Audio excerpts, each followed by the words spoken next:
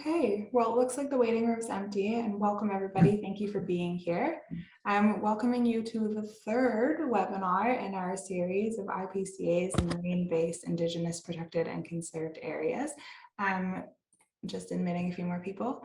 Tonight, we have some wonderful speakers with us. We're going to be speaking with Mamalilikulla Nation. This presentation is called IPCA, A Concept to Commitment. So welcome to this presentation, still admitting a few more folks here. For those of you just joining us, I'll introduce myself again. My name is Beck Borchert. I am the Marine Protected Areas Coordinator with the KMKNO, or the Mi'kmaq Rights Initiative. While I'm admitting a few more folks, I'll just tell you a little bit about the organization. We were created to oversee the negotiations and the consultation processes between the Mi'kmaq of Nova Scotia, the province, and the Government of Canada. So we're governed and we receive our mandates directly from the Assembly of Nova Scotia Mi'kmaq Chiefs. And collectively, we work on broader nation issues for the Mi'kmaq of Nova Scotia. This webinar and the previous webinars, which are now available online, and I will give you that information right at the end of tonight's webinar. So this series and the earlier ones were a collaborative effort with other Mi'kmaq organizations. I'll just introduce the organizations that helped to make this possible as well. So UINR, of course, the Unamaki Institute of Natural Resources. They're here representing the 5 Mi'kmaq communities on Cape Breton Island in Nova Scotia. UINR was formed to ensure the sustainable use and protection of natural resources while maintaining Unamaki Mi'kmaq traditions and worldviews. They've been absolutely instrumental in both the previous series, which we will link you to at the end of tonight, and in this series, of which we are currently in number 3. And so I just want to say a big thank you to all of them for helping make this possible. We're also working with CMM, the Confederacy of Mainland Mi'kmaq. It's a nonprofit that works to proactively promote and assist Mi'kmaq communities and their initiatives towards self-determination and the enhancement of community. And they've also supported us in full. So thank you to all of you for making tonight possible as well. Our last partner is Oceans North. They support marine conservation in partnership with Indigenous and coastal communities. So on behalf of all of us, welcome again to Mamalilikulla Nations, their presentation tonight, IPCA is a concept to commitment. Just before we get into all of the really fun stuff and the reasons you're here, I do have some housekeeping to go over, so I apologize for taking your time with this. Just a reminder to please keep your cameras and your microphones off during the presentation. We've got our Johns here to present to us tonight, Chief John Powell, and so he'll be the star of the show. If you have any questions or comments during the presentation or afterwards in the Q&A, you can make them by opening up the chat box. Our wonderful facilitator will be able to go through those and address them later on after the presentations. Just a reminder that the presentation portion of this evening will be recorded. It'll be released later on our YouTube channel, which has been all set up. And again, I'll link you to that later tonight. But please recall that the Q&A session happening after the presentation will not be recorded. So we really hope that this will open you up to a really wonderful and elaborate conversation. To start off the night and end up the housekeeping, I'd really like to introduce our Mi'kmaq elder, Albert Marshall. He lives in Unamaki, and he has been a designated voice for the Mi'kmaq elders in Unamaki in respect to environmental issues. He's a spouse, a father of 6, a grandfather, a great-grandfather, and Albert, I've heard that you're a great friend to many, so I'm really grateful that you could be here. Thank you. And I'm going to give it to you, Albert, to lead us through an opening prayer. Thank you very much. I'm indeed honored to be part of this wonderful circle. Today, of course, as we always do, we rely on the Spirit of guiding us, not only to make the right decision, but always be very mindful. And hopefully that some of the ways in which our people have managed to sustain themselves, I sometimes like to remind people that nothing in nature lives for itself, and that we have a responsibility for the gifts that we have given. And of course, living in nature is actually living for others. It's the role of nature. And with that, Kisho, wala liyo sila na til mawali ya Kisho. Wala liyo kita tel mawali tel yasidemi mawidane. Wala man kislu watis na lang tulkuanga. Igina muna kasafsudi. Wala man mawan nuda jidirsi. Luwada man tako yung tulkuanga. Antela mo kisi binabut.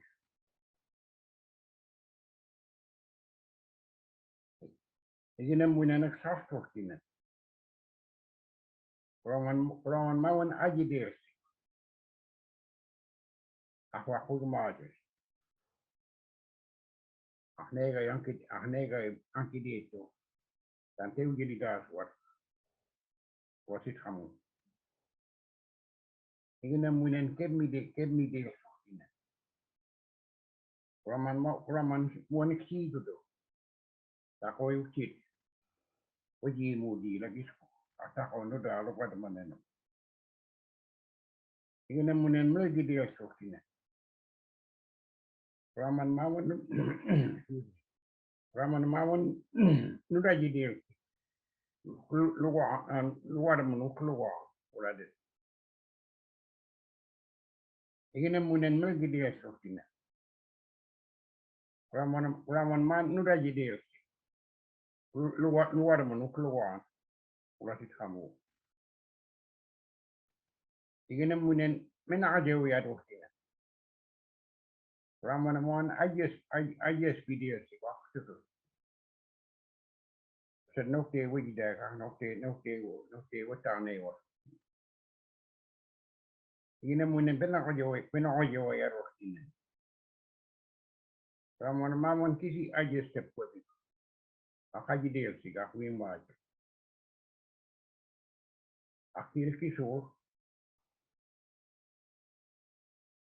Igina munen kelle wayo. Raman wame sedalan kamla munna. Akan cita kami gina. Raman kisul lo watet mentul wanda. Eskumna abaji dawo dan wuji dawo.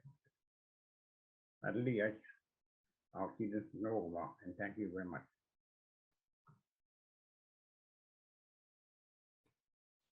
Thank you so much, Albert.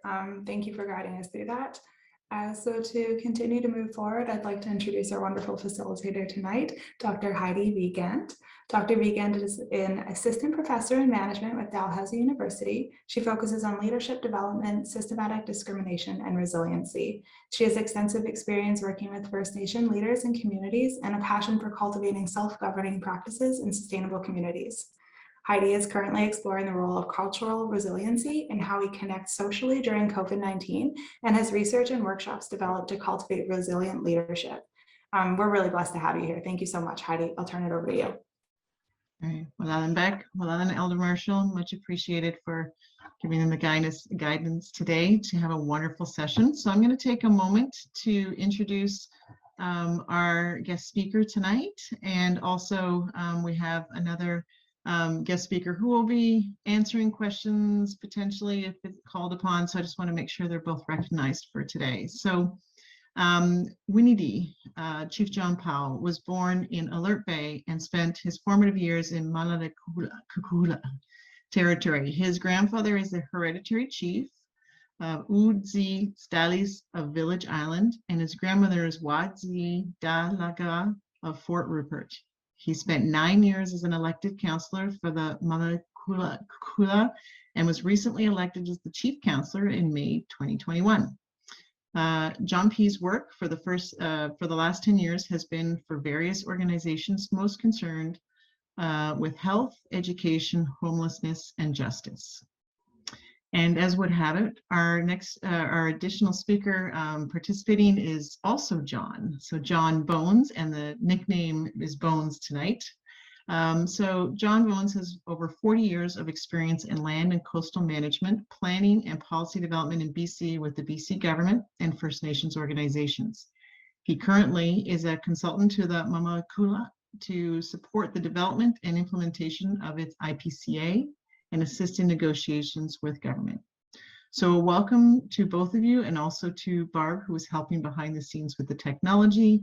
We really appreciate your taking the time to share your story with us today. And so at this point, I will turn off my camera. We'll also have everybody else making sure they're on mute, and we will turn it over to you.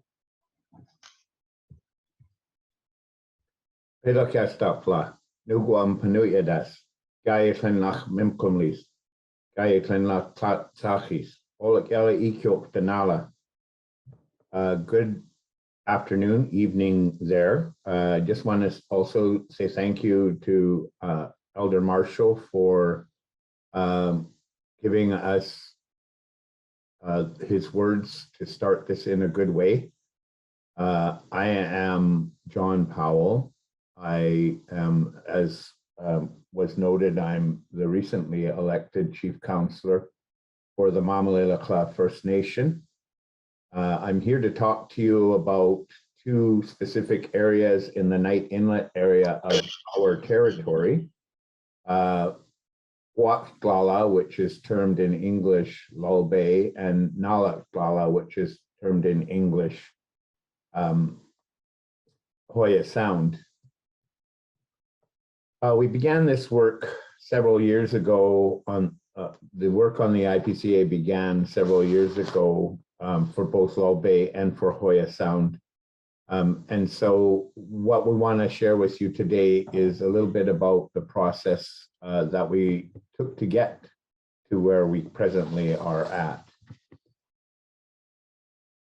Just a quick overview. This presentation will cover a little bit about the Mamalilikulla, the location where we've set the IPCA, the values and activities, the IPCA development, how it came to be, the engagement process that we used in order to gain the support of various people who were important for this process, the actual declaration that took place on November 29th, the reactions that we've gotten so far from the declaration, and there are some extenuating circumstances that have meant that it's been slower than we expect, what our next steps are, and suggestions.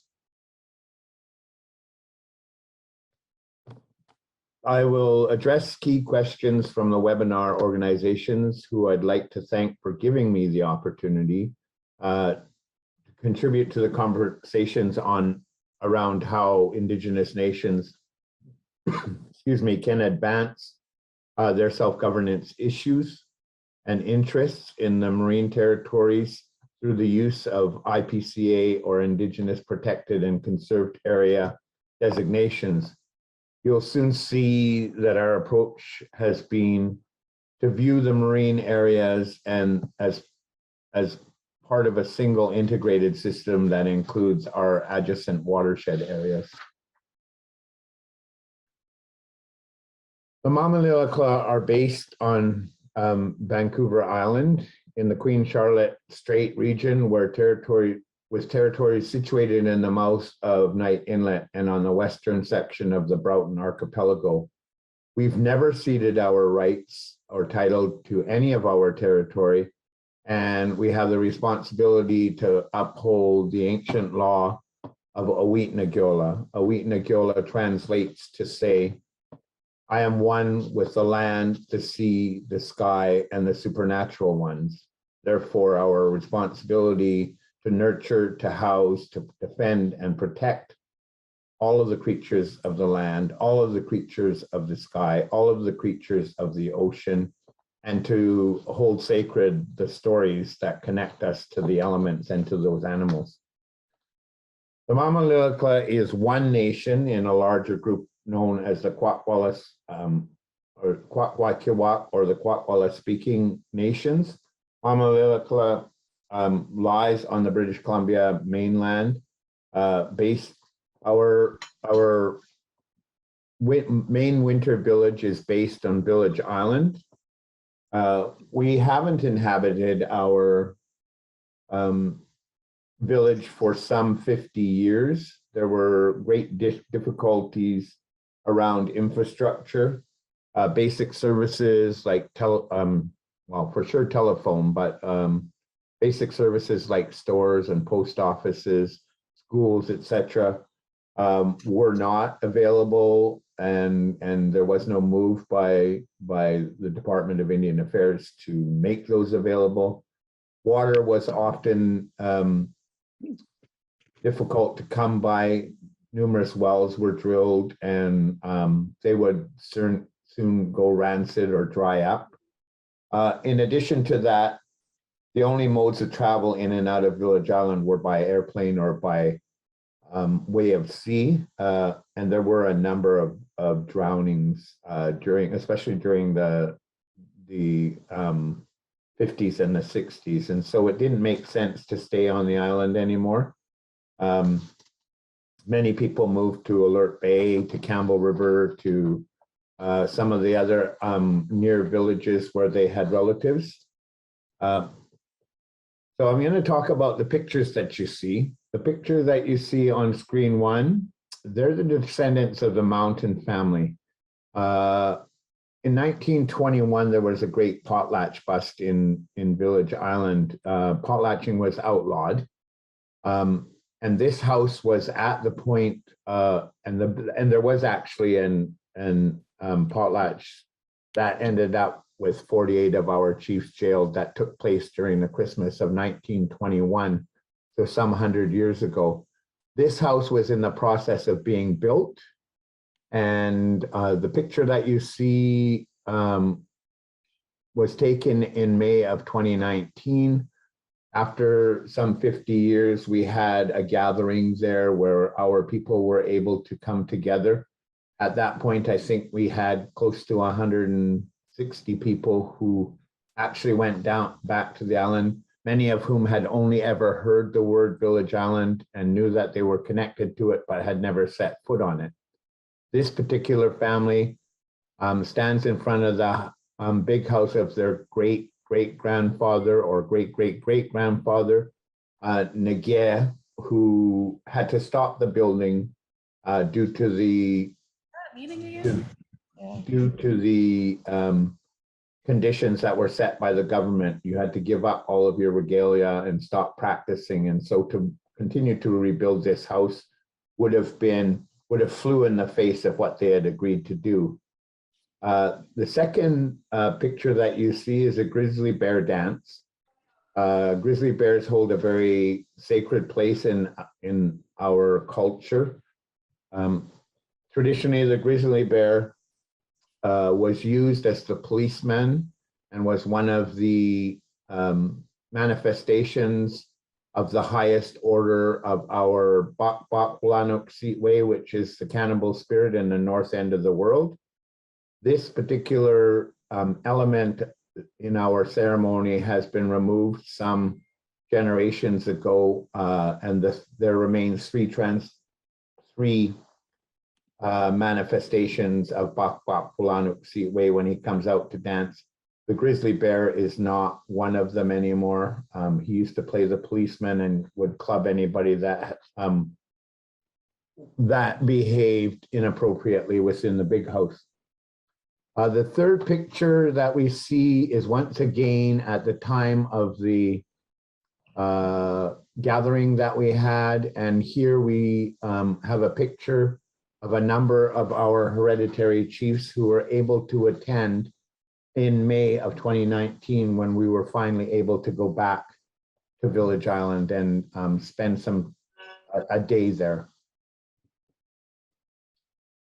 So here you'll see Vancouver Island, which is off the coast of British Columbia Island, or British Columbia, and where the red dot is situated in the inset, you'll see Knight Inlet, and we're about a third of the way up Knight Inlet, and the little area that you see that is outlined in red is the size of the Indigenous protected area that we've made a declaration for, which contain Guatlala or Lal Bay and Nalatlala or Hoya. It comprises of some 10,416 hectares. It also includes, as you can note from the inset, that it includes a portion of Knight Inlet, the land, and the the watersheds that are contained, of which there are 3 in this area. This particular area, during the early 1900s, during the McKenna-McBride Commission, where they went out to allot reserves, they went to Alert Bay, and without any warning, they called the chiefs together and they allotted reserves. And this area, which was traditionally used by the Mamalilikulla, was not allotted to the Mamalilikulla. It was actually, they were actually told by the then Commissioner Halliday that it was already given up for logging tenures. And so it's taken us some 100+ years to regain this territory. One particular area has already been completely turned over to us, and the second area is in the final stages through specific claims to be returned to the Mamalilikulla.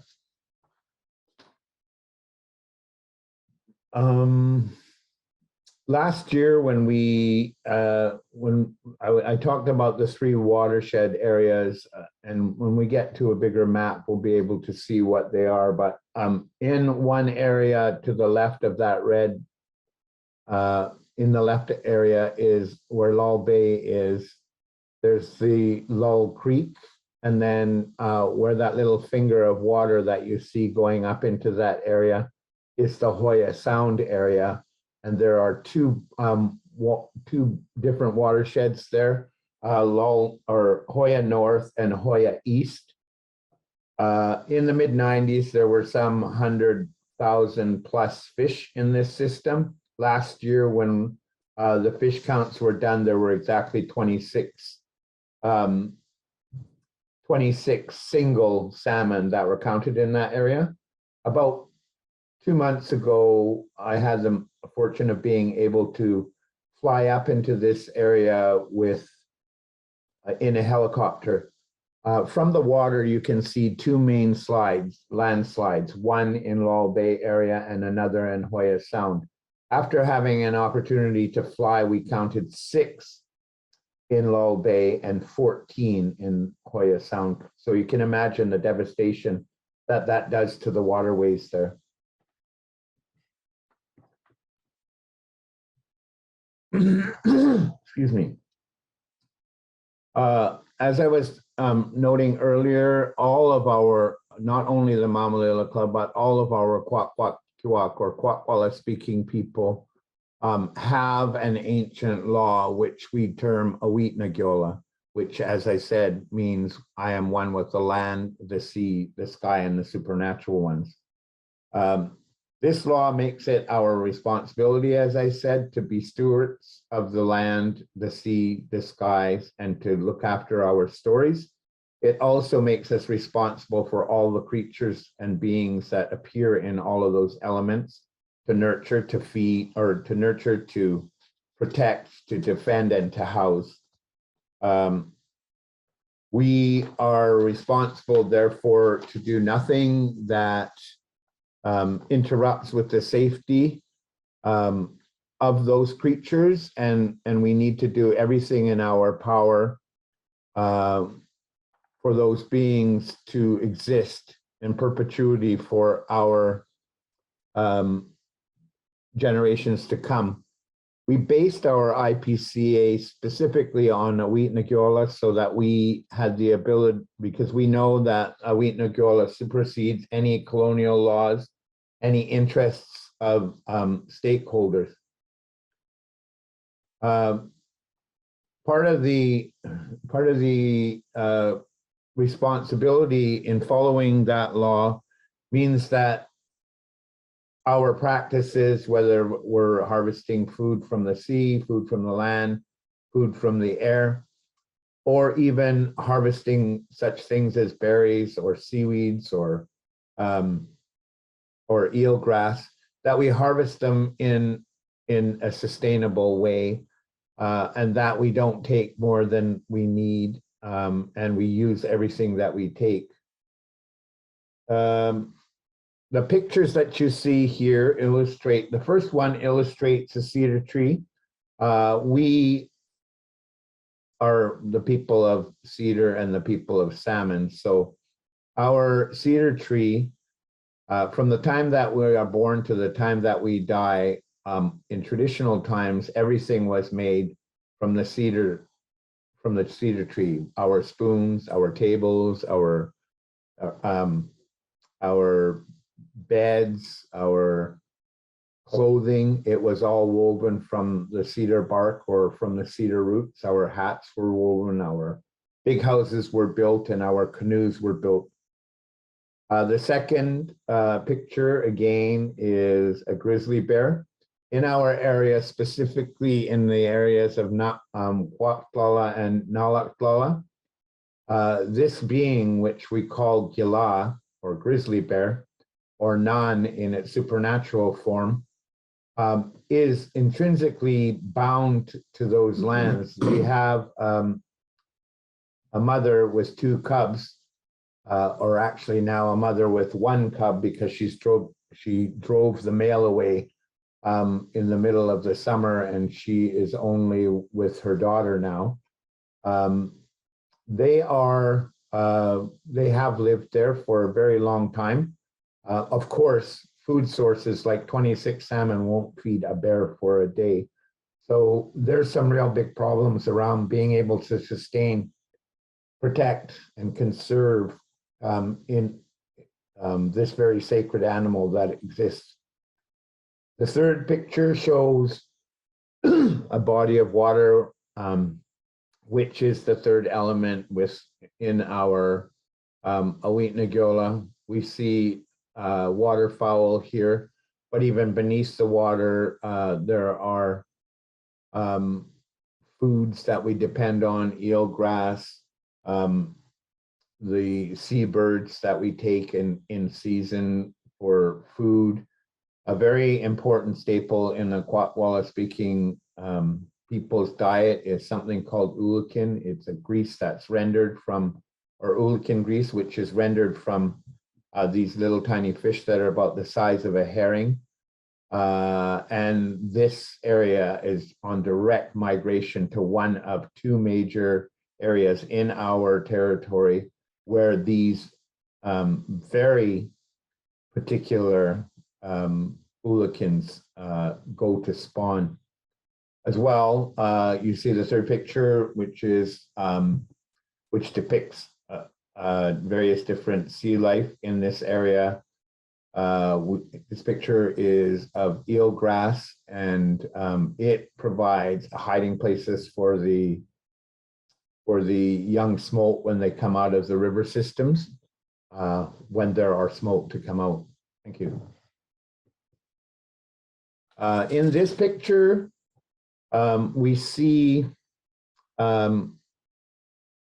that there is a coral being illustrated here. This coral only appears in 2 other places on the whole west coast of North America. One is in Alaska, and the other is in California, and then this is the third. In our area, it appears at very shallow depths, so various different industry can affect it. The second picture that we see is a small school of healthy salmon I spoke about earlier. Of course, we don't have that healthy, or at least we didn't have this year, that healthy return of the salmon. The third picture is of a rockfish. It's one of many various sea life forms that we depend on at different times of the year for food. The third picture, and I'm not sure how clear it is on your where it's displayed on your computer, is actually at Lull Bay or Guatlala, and you'll see a slight V at the bottom of the picture. That is an ancient, excuse me, that is an ancient fish trap. And it's visible from the air. It doesn't look so big there, but when you're on the ground and looking at it, that archaeological feature is likely 4 or 5 feet wide and a very long area, and covers a very wide area. As you can imagine, this fish trap was not made for 26 fish. This fish trap was made for hundreds of thousands of fish, and it speaks to the use that we traditionally had of this area in Guatemala specifically. Commercial activities. So of course there are commercial activities, as I noted earlier, for over 100 years. We have not had possession of either Guatemala or Nalaklala as per the allotments that were made at the time of the commission. And so what it essentially means is that for those 100 years, logging practices, fishing practices, and industry generally have had an opportunity pretty much unregulated to practice their industry in whichever ways they like. Practices are largely driven by dollars and are far removed from, as I said, any possibility of regulation. In the IPCA area that we're talking about, there are 2, possibly 3 trap lines. There are commercial recreation tenures. There has been log sorting and handling sites. A process for acquiring log handling sites from the industry. We are in the process currently of acquiring the ownership of the log handling facilities in the area. If we own the facilities and the government isn't going to grant any new ones, then we have much greater control over what happens within our marine IPCA. Since about 2000, when they started to put in place something called the Great Bear Rainforest Order, there's been an ability for us to gain more control where harvesting can take place and increase the amount of area protected from harvesting. Due to the more recent Great Bear Rainforest Order, we feel that there's finally some recognition for the importance of protecting the lands, the oceans in the area. This order covers a lot greater area than our IPCA, but through this mechanism, we've gone through, there's been some engagement with our First Nations to seek traditional knowledge, etc. But it's not specific to the Mamalilikulla, and it doesn't meet the needs of the Mamalilikulla. We have our own ways to determine how to nourish, house, protect, and defend the beings from the land, the sea, the sky, and the environments which they all live in. Perhaps unique to BC's provincial government issue, there are leases and licenses for marine structures in the area considered inland waters. As a result, the Crown's responsibility for management of the marine IPCA falls to both the province and the federal government.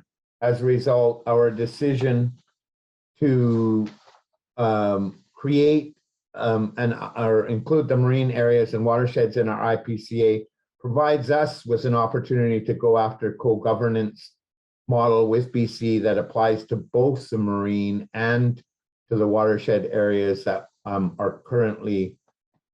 they currently administer pretty much alone. Then we're hope that we're able to leverage an agreement with BC on the marine area to make progress with DFO on their responsibility for fish and marine habitat.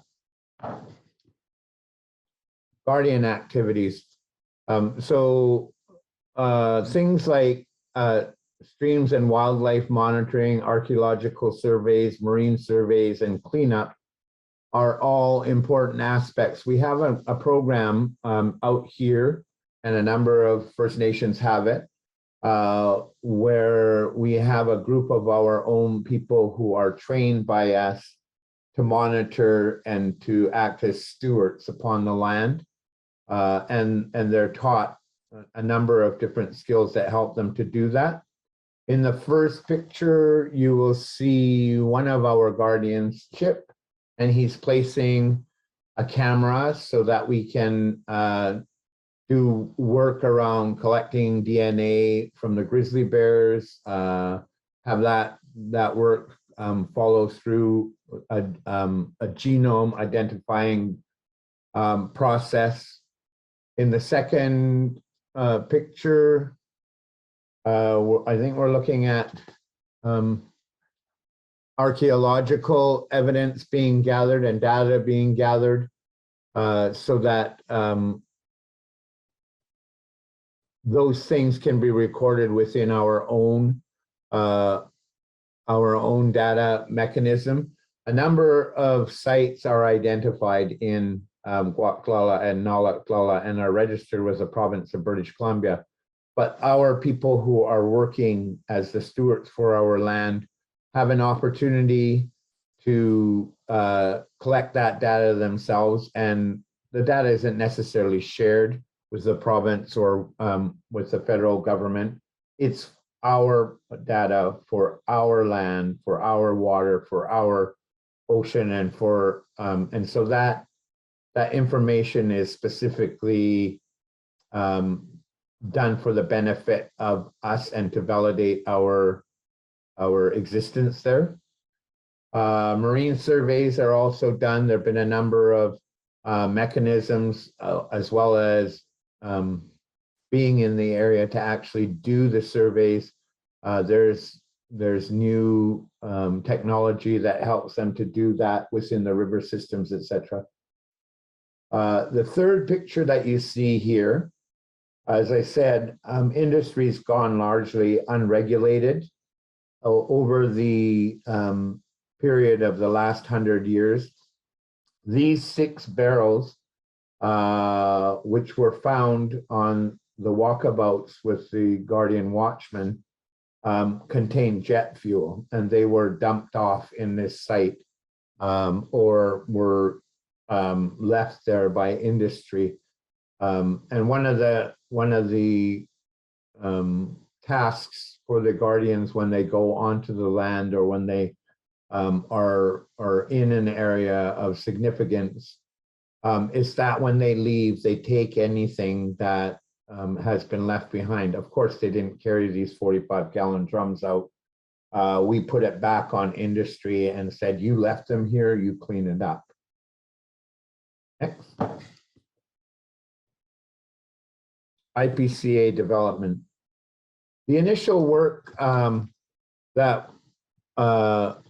developed into our decision to use an IPCA began with the 2018 report of the Indigenous Circle of Experts, which described the purpose and the benefits of IPCA and their ability to assist Canada in meeting its international protection targets in a collaborative way. We took advantage of our commitment to participate with Canada and BC and other coastal First Nations on a marine protected areas network process, and that work combined with our own led us to propose that our marine area is a site that networks, then guided by a Wheatnagiola, we felt that our responsibility extended beyond our marine protected area for a more holistic management approach for all of the elements and beings we knew we wanted to protect and to restore. By following our First Nations preceding Indigenous conservation efforts,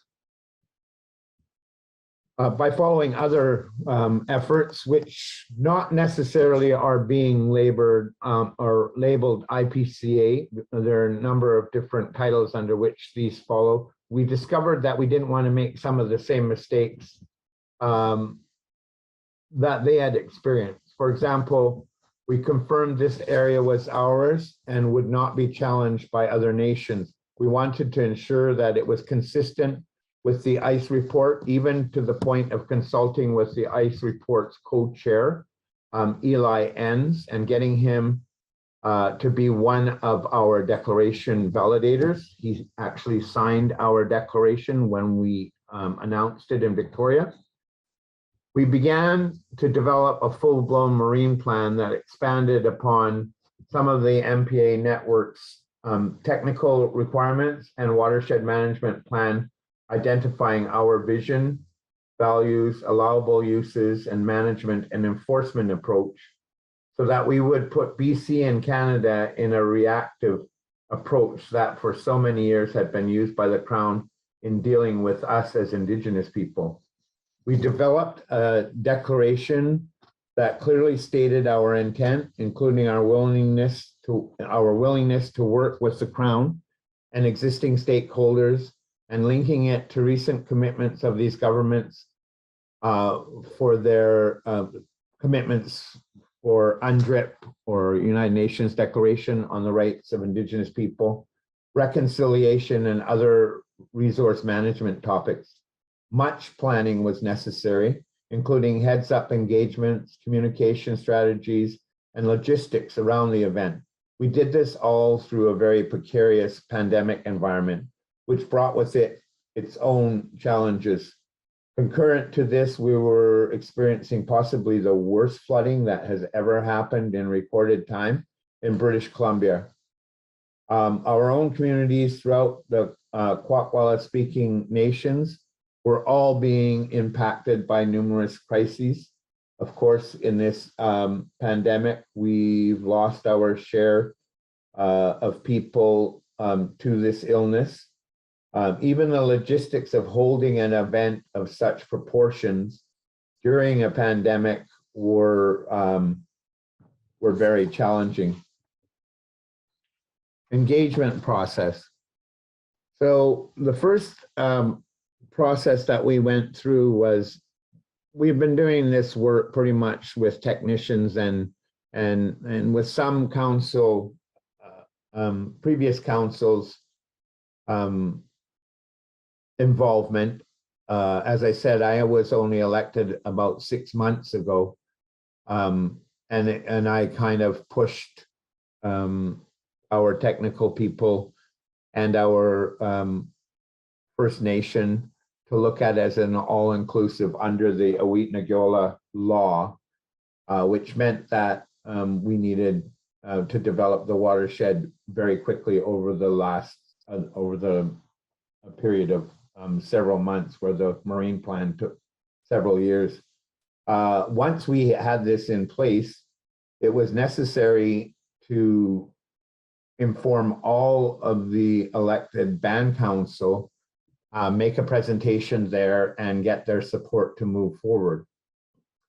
After that point, we moved to give all of that information and gain the support of our community members. As I stated earlier, we haven't lived in Village Island for some 50+ years, which means that our people are strewn throughout the area. We held 6 meetings. The first one in Vancouver, the second in Victoria, the third in Nanaimo, the fourth in Campbell River, and the 5th and 6th took place in Alert Bay and Port Hardy. At every one of those engagements, we had, of course, many questions, but I think we had 100% support from all of our members, and they were happy, first of all, to know about Kwakwala and Nalakwala, since they didn't grow up there and since it had been dispossessed from our people for some 100 years. And they were all very happy that we were doing something to protect, especially under our ancient law. After those 6 meetings, we held an annual general meeting for those people who were unable to attend any of the community engagements.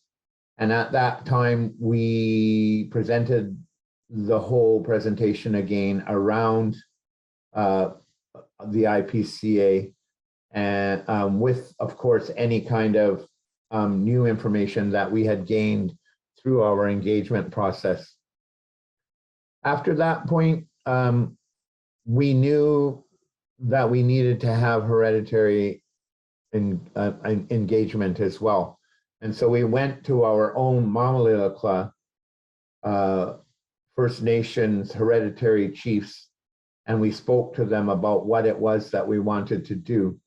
Many of these chiefs, because of the dislocation of our people, are hereditary chiefs in our traditional sense of the Mamalilikulla, but are not Mamalilikulla band members due to the fact that they had moved to other bands where they had relatives in order to survive and to bring up their families.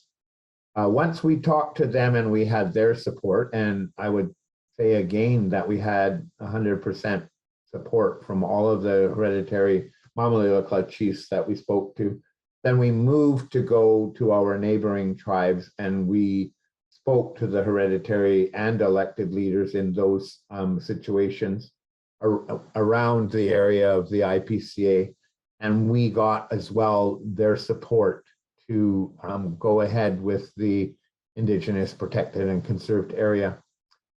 We then further went to industry, and we spoke to forest tenure holders and told them what our intentions were. We spoke to the province of British Columbia and Fisheries and Oceans Canada, and we did have from the onset some very good response. People were very happy that we had taken the time to meet with them previous to our actual declaration. I am going to give you a second here now to see a portion of a video that was created at the time that we made the declaration. I was introduced as the grandson of Uji Stalis and the grandson of Waji Dalaka, my maternal grandfather and grandmother. And the blanket that you see in this picture was a blanket that was taken in warfare some 350 plus years ago and has been passed down from generation to generation in our family. It's a Chilkat blanket, and it was taken in warfare from our northern people. But it still exists, and we wear it on special occasions, and so this was a special occasion.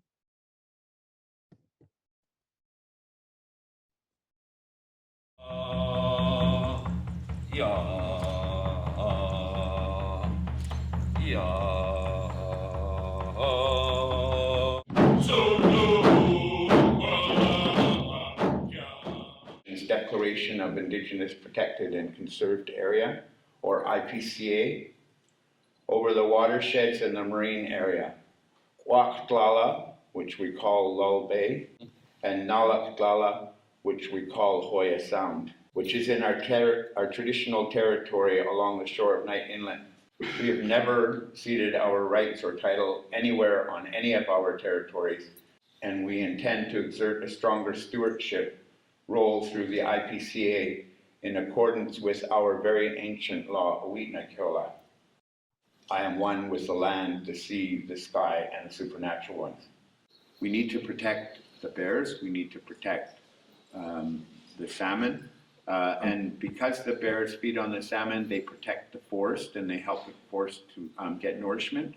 And so it's, when we say Untitled, we're talking about we're all one. And it's a very complicated web of life, and when we disturb one element of it, we disturb it all. The area has great significance to our people, and we are now taking the initiative to restore our traditional governance approach. It means leveling the playing field. It means finding new ways forward, moving away from a status quo. It means having vision and courage to do the right thing, to match the vision and courage that the Mamalilikulla have today.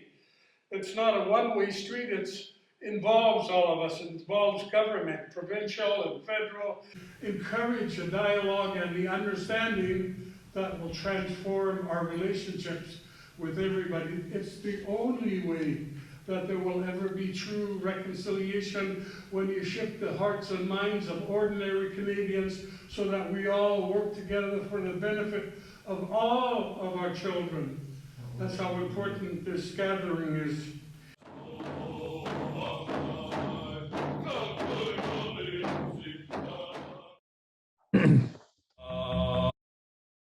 So I just want to make a quick note about the actual declaration. We gathered all of the people that we knew were the best people that could help us to do this in a good way, in a traditional way. When we got to Victoria the night before, the group who we had gathered took it upon themselves to meet independently of our own process, and they had their own ideas about how they wanted this declaration to go. So on the morning of the declaration, where we had planned to do a rehearsal of the declaration to present to the provincial and federal government and ministers, which unfortunately, due to circumstances, were very far and few between at that declaration. The group that we had brought together decided that we weren't doing the rehearsal, but rather that we needed to ground ourselves in our culture and in the protection of the ancestors. And we held a ceremony that morning, which took away all of the nervous jitters that we had, and made us particularly grounded before we actually did the ceremony. And I think it was far more useful for us to do that than it ever would have been for us to go through a rehearsal for the actual declaration. So I just wanted to mention that. I really believe that moving forward in the way that our ancestors, on the path that our ancestors set for us, not only is the right thing to do, but it gives us strength and courage in the work that we do need to do. So highlights of the declaration.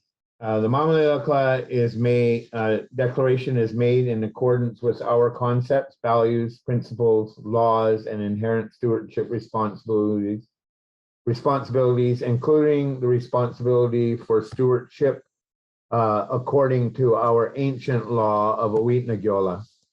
It is made pursuant to Section 35 of Canada's Constitution Act and reinforced by the United Nations Declaration on the Rights of Indigenous Peoples, especially the rights to ownership, control over use, conservation, and protection, and the setting of development priorities. It confirms our commitment to restoring and maintaining ecological health and natural balance for sustainable cultural, traditional, and economic uses. It confirms our intent to implement our stewardship responsibilities that reflect key requirements of restoring and maintaining our connection to the land, seas, skies, and natural, cultural, and spiritual resources within the IPCA. It includes applying our language, stories, songs, dances, and place names to the IPCA. We just had a recent meeting where we were talking about zoning, and we've decided that we're not going to use the colonial A, B, C, 1, 2, 3, but rather that we're going to zone areas within our IPCA that reflect our language and our way of doing things. Protecting and managing the IPCA's cultural and archaeological resources, of which there are many in the area. At the time when William Halliday rejected our claim as Mamalilikulla, Tukwakdala, and Nalakdala, there was a house there, and there were village sites there, and some of our ancestral stories from the time of the flood originate in this area. Protecting and conserving significant marine habitats, especially in those shallow areas on the Hoya Sill where these very rare forms of sponge and corals take place. Conserving and restoring the IPCA watersheds, keystone cultural species and habitats. As I mentioned earlier, having had a chance to fly up there and knowing the number of landslides that have occurred in there, of course, it's going to affect the rivers. And when it's affecting the rivers, it affects the salmon. And when it affects the salmon, it affects the bears. And when it affects the bears, it affects the trees and all of the animals that eat after the bears have finished eating. So we all know about the complex web of life that makes up our world and our worldview. And so we want to make certain that, you know, we're able to restore these to their former rich numbers. Generating long-term funding for planning, development, and management capacity.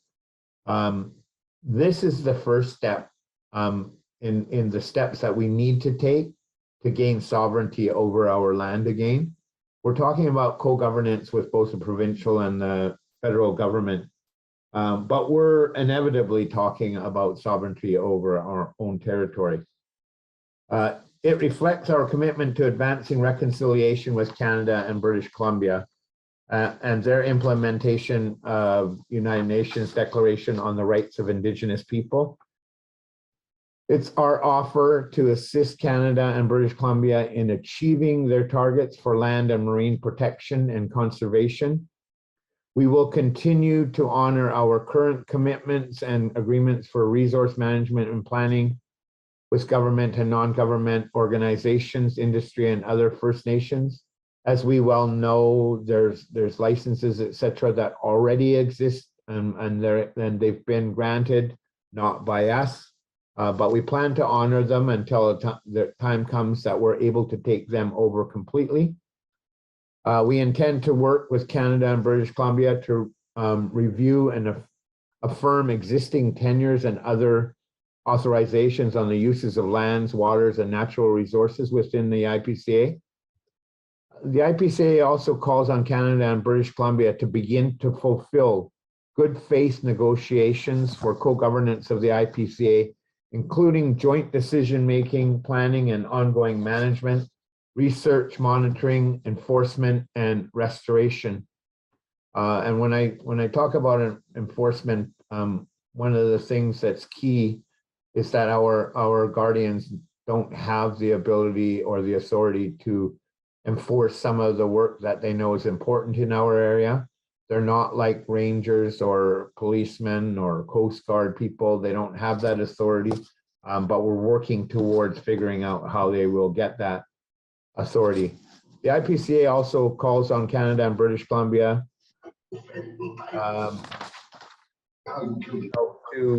to approach this really in good faith. Although we've seen some measures at this point from various provincial government, we haven't seen as much from the federal government, and we want to continue. The provincial government has been fairly helpful. We've had an opportunity to meet with them on a number of occasions. Some of them we met with previous to the declaration. We had a few of them that were present at the declaration, and we've had some meetings since with some of the provincial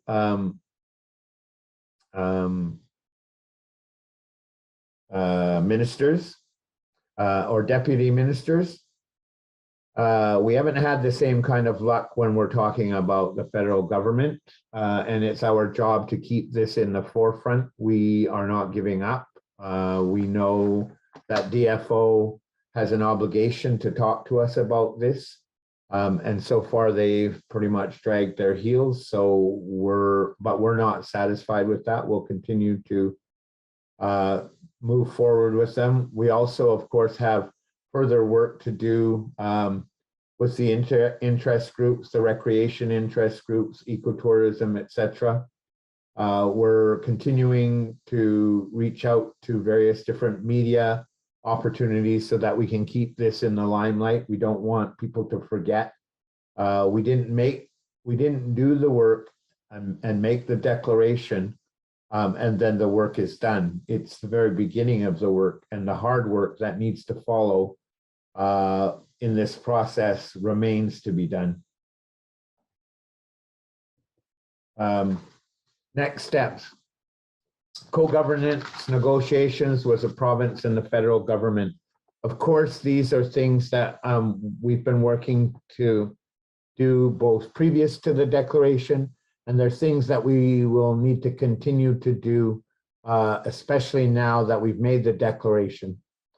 We also want to look at financing through third-party supports. We know very well that when we look to the government, or either provincial or the federal government, that it always comes with a number of restrictions or demands on the money that we get. So we need to look at those outside third-party supporters. We need to continue the community participation and information gathering. Mamalilikulla has just recently hired someone who is doing that kind of cultural support work for our other programs, but we need our people to be included in the work that we're doing. They need to take ownership of it. They haven't owned it for over 100 years, and it's going to take some work to be able to include them in some of the work that needs to be done in that area. IPCA agreements and interim protection designations. As I stated earlier, there are a number of mechanisms that currently are used, which have been ineffective. So we need to look at interim designations to look after, specifically in this area, we're looking at that Hoya sill and these very rare coral and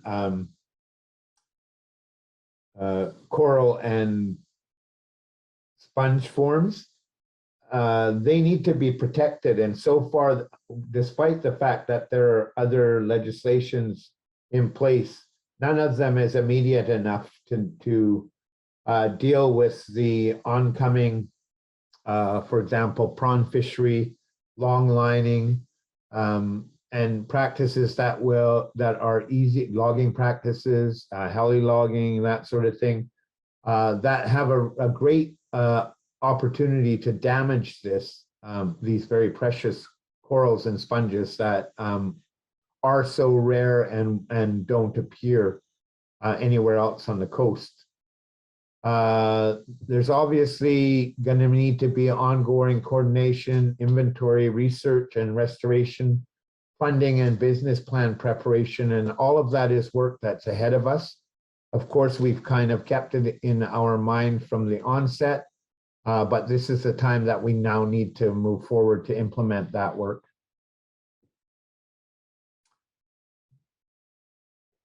Suggestions, leverage of related government initiatives, development of management plans for our area, development of communication strategies, advanced consultations and dialogues, seeking letters of support, keeping at high level deputies and assistant deputies, keep the IPCA in the news.